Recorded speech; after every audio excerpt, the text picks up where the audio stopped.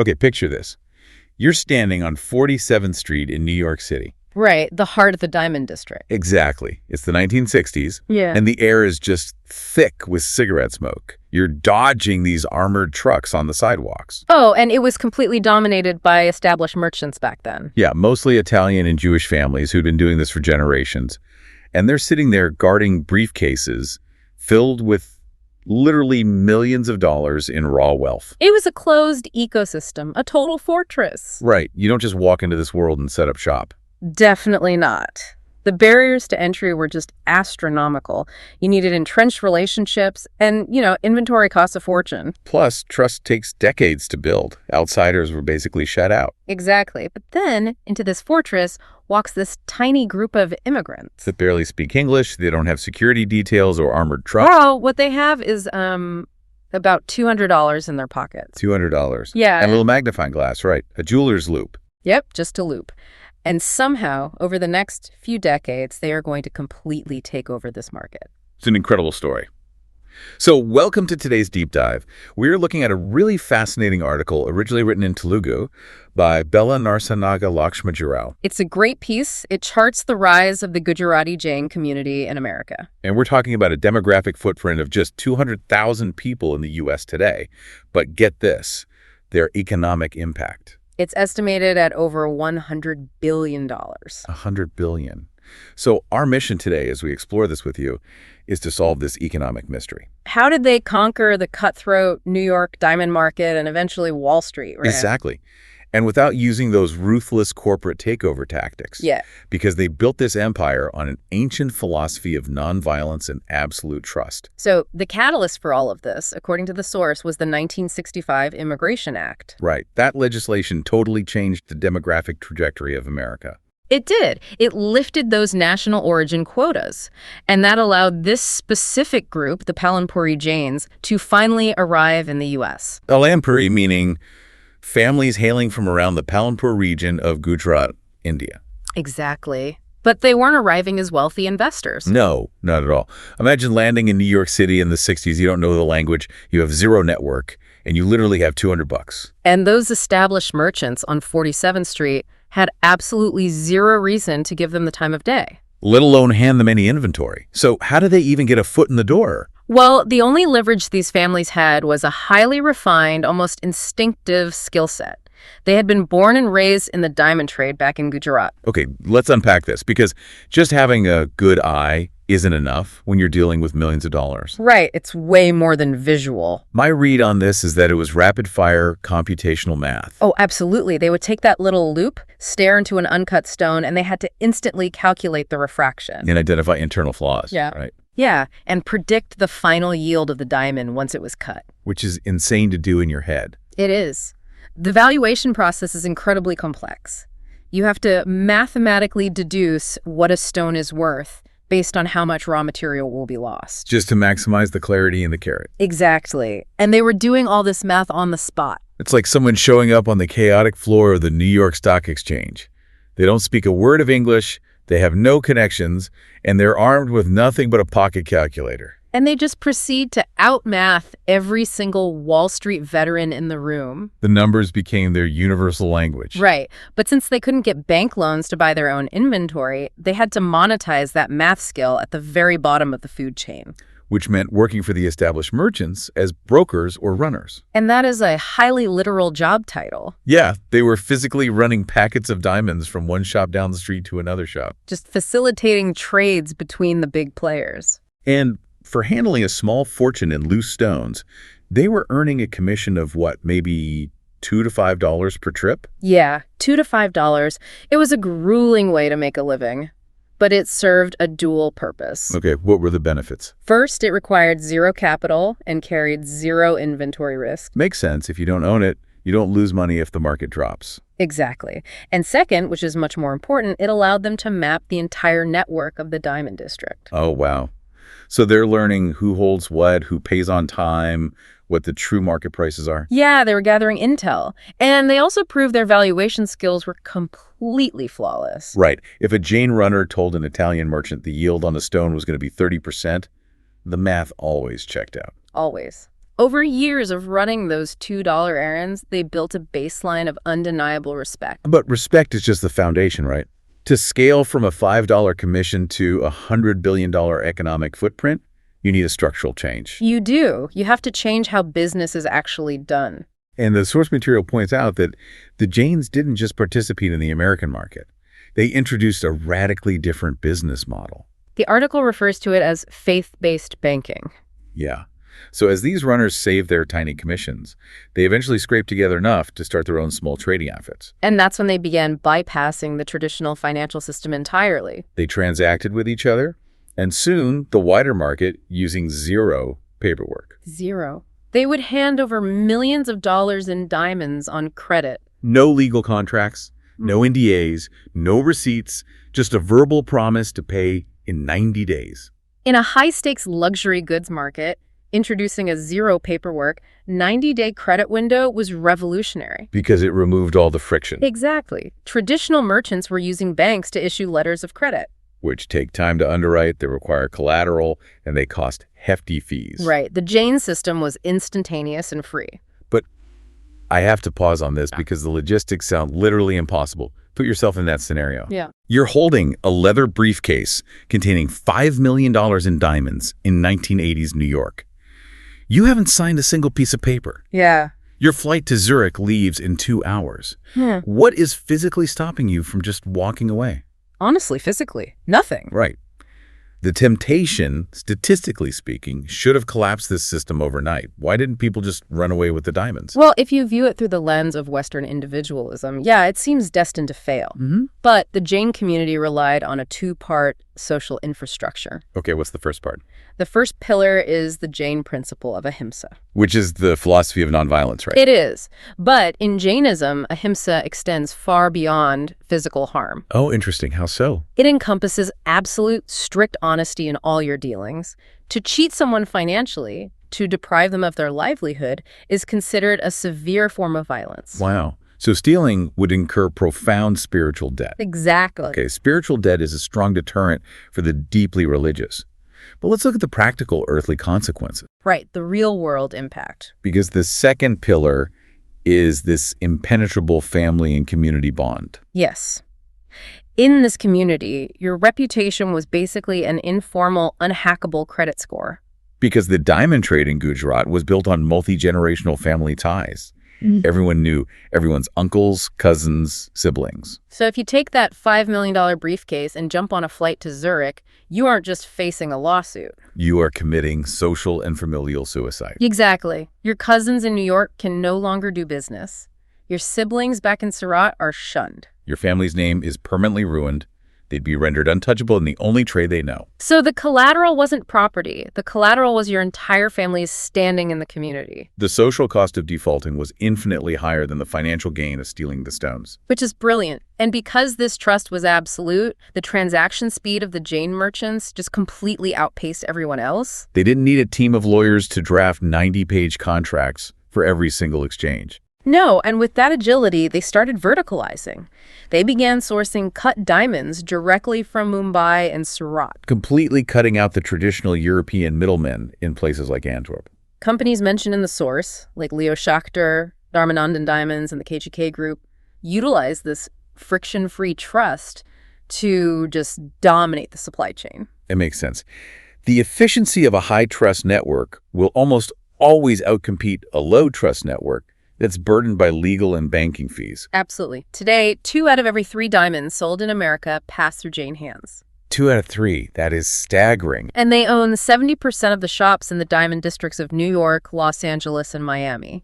They basically elevated the U.S. to the largest diamond hub in the world, second only to Belgium. Yeah, it's an incredible shift. Those macro statistics are impressive, for sure. But to really understand how a human being navigates this, the source material gives us an incredible case study. Yes, Rasik Shah. Exactly. I want to look closely at Rasik Shah because his trajectory perfectly illustrates the mechanics of this faith-based scaling. His life really is a masterclass in leveraging reputation. He was born in 1940 near Palampur. Into a massive family, right? 8 brothers. Yep, 8 brothers. His father was a diamond cutter in Surat. And Rasik only had a 7th grade education. But he picked up that diamond testing loop when he was 12 years old. Basically being raised in the dust of the cutting rooms. So when he arrives in New York in 1964, at age 24, he doesn't even have the $200 we mentioned earlier. He arrives with $20. $20. And he spent 3 years running the streets as a $2 a trip runner. Just quietly mapping the American market. Absorbing every nuance of how New York valued color, cut, and clarity compared to what he knew from Surat. And then by 1967, he scrapes together $500. He brings in 3 relatives, and he starts KGK Diamonds. Which was not a glamorous boutique. No, not at all. Just a table and a lens. But this is where he institutionalized that 90-day trust loan. He would hand over his small inventory and just say, pay me in 90 days. Even more importantly, when he borrowed or bought ref stones on credit, his track record was flawless. He never missed a payment. Not a penny short, not a day late. The source mentions that over the years, that flawless track record created a powerful aura around him. Yeah, the street developed a literal saying about him. If Rasek says yes, the bank says yes. Wow. That level of trust capital is wild. He effectively had an unlimited, unwritten line of credit. And he used it to build a bridge across the ocean. By the 70s and through the 90s, he didn't just operate a trading desk in New York. He set up a massive factory back in Surat, employing 20,000 workers. That is the ultimate vertical integration. He's taking rough stones, utilizing the highly skilled, trusted labor force in Surat. And then funneling that finished product straight to his own tables on 47th Street. Completely eliminating every single broker between the mine and the retail market. But this brings up a fascinating generational question. Okay, what's that? When a guy with a 7th grade education and $20 builds a multi-billion-dollar global empire, what happens to his kids? Ah, right. Where does all this capital go in the 21st century? Exactly, because you see a classic, albeit supercharged pattern of immigrant wealth diversification here. Once the primary industry generates massive surplus capital, the next generation moves it into mainstream, tangible assets. Right.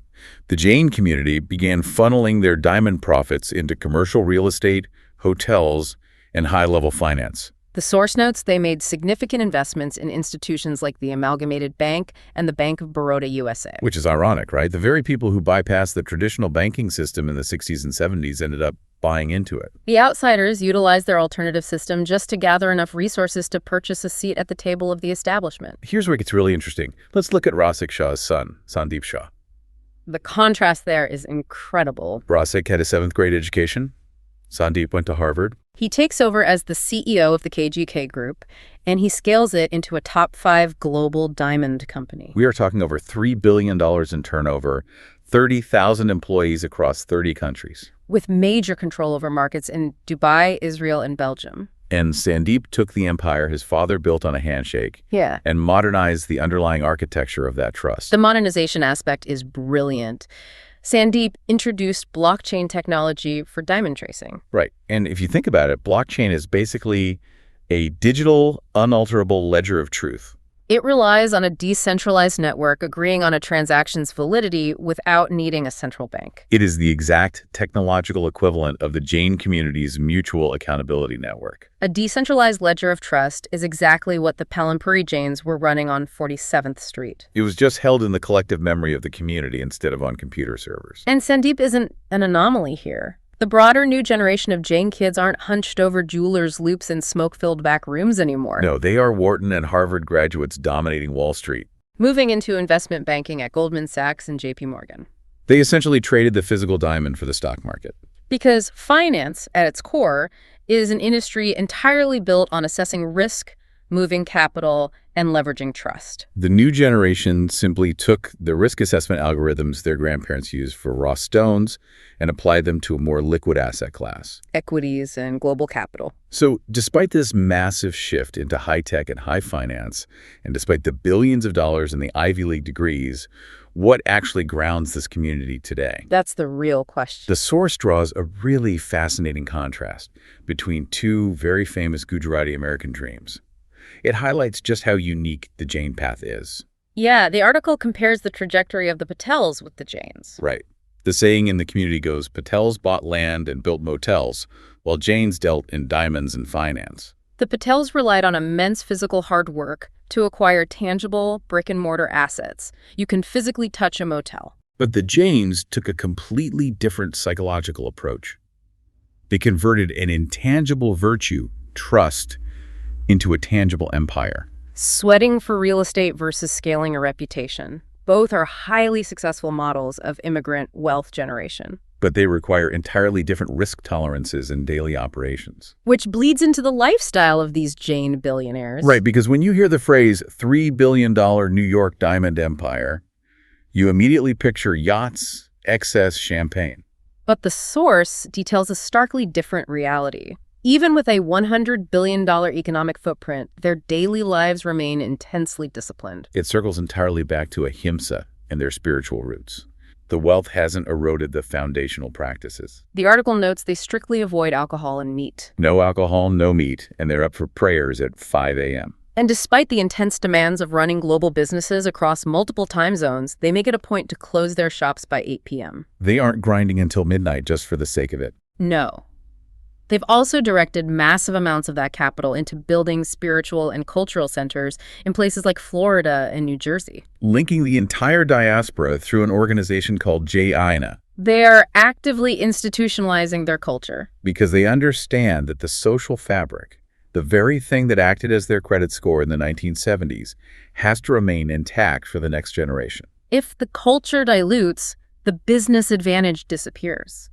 Cultural preservation isn't just a nostalgic exercise for them. It is a vital business imperative, which brings us back to the most striking image of Resik Shah in the entire article. Yeah, this image really sticks with you. He is the patriarch of a $3 billion empire.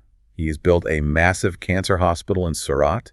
He has funded 100 schools across Gujarat. He's poured millions into temples in the U.S. And yet, how does he travel? The article notes he still wears a simple, traditional kurta pajama. He sits in the backseat of his car reading a prayer book while his driver navigates the city. It's a profound separation of net worth from self-worth. The ego is entirely absent, replaced by a sense of duty to the broader network that enabled his rise in the first place. There is a quote from Resik in the source that captures the essence of this entire deep dive perfectly. Oh, the trust quote. Yeah. He said, "A diamond's value isn't in its cut, it's in its trust. I didn't give America diamonds, I gave my word." That is powerful. And if we synthesize everything we've looked at today, it offers a really compelling counter-narrative to how modern business operates. We live in an era obsessed with complex legal frameworks. Oh, absolutely. We drown in compliance departments, NDAs, and just general corporate paranoia. We spend massive amounts of capital and time just protecting ourselves from each other. But this community, starting with $20 bills and a magnifying glass, proved that high-level morality, unshakable reputation, and community accountability aren't just nice spiritual concepts. No, they're actually the most efficient, friction-free, and scalable business assets in the world. They proved that ultimately trust is significantly cheaper than lawyers. Which is an incredible takeaway. So think about your own industry. Think about your daily professional interactions. Are you building a network based on endless paperwork, defensive posturing, and the assumption that everyone is out to get you? Or are you building it on a reputation so unshakable that, as they said on 47th Street, if you say yes, the bank says yes? It requires a fundamental shift in how you evaluate what actually constitutes risk in your professional life. It really does. And I want to leave you with a thought to mull over as you go about your day. We've seen how a multi-billion-dollar international pipeline was built entirely on a handshake, nonviolence, and community accountability. A literal empire built on trust. So ask yourself, what modern corporate structures or legal frameworks in your world might actually be hindering your business efficiency today, simply because they are built on the assumption that everyone is a bad actor? Are you moving too slowly because you're waiting for a contract to replace character? Let that sink in. Until next time, keep digging deep.